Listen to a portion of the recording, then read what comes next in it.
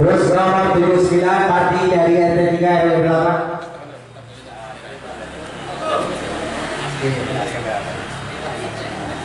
चलिए फिर मेरा करिए।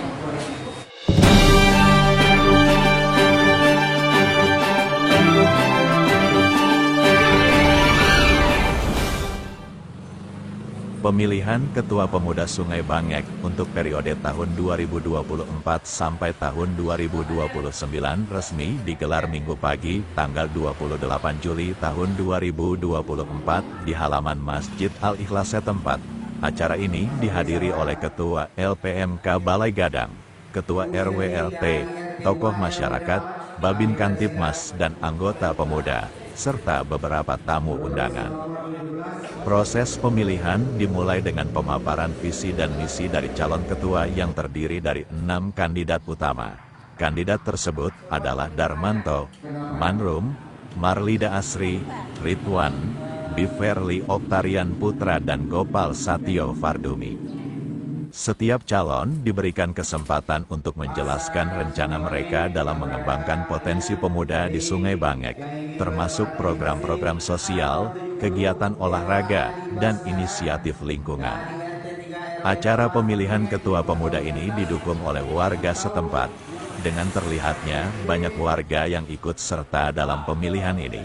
Pemilihan ini dilaksanakan seperti sistem pemilu atau demokrasi.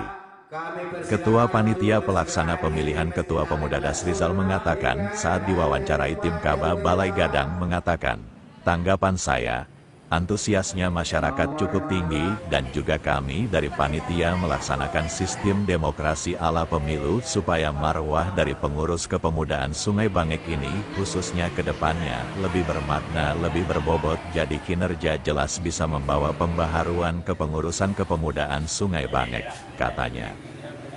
Oke, tanggapan saya untuk antusias masyarakat cukup tinggi dan juga kami dari panitia melaksanakan sistem demokrasi ala pemilu supaya marwah dari pengurus kepemudaan Sungai Bangek itu sendiri ke depannya lebih bermakna, lebih berbobot.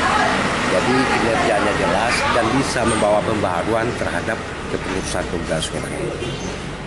Calon yang terpilih melalui proses pemungutan suara adalah Gopal Satio Fardumi, seorang aktivis pemuda yang dikenal aktif dalam berbagai kegiatan sosial dan pengembangan komunitas.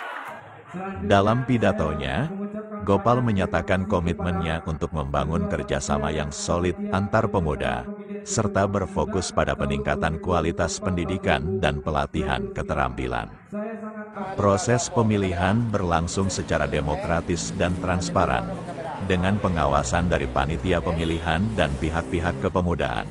Hasil pemilihan ini diharapkan dapat membawa angin segar bagi kemajuan dan kesejahteraan pemuda di Sungai Bangek selama 5 tahun ke depan. Tim Kaba Balai Gadang melaporkan dari Sungai Bangek, Koto Tangah.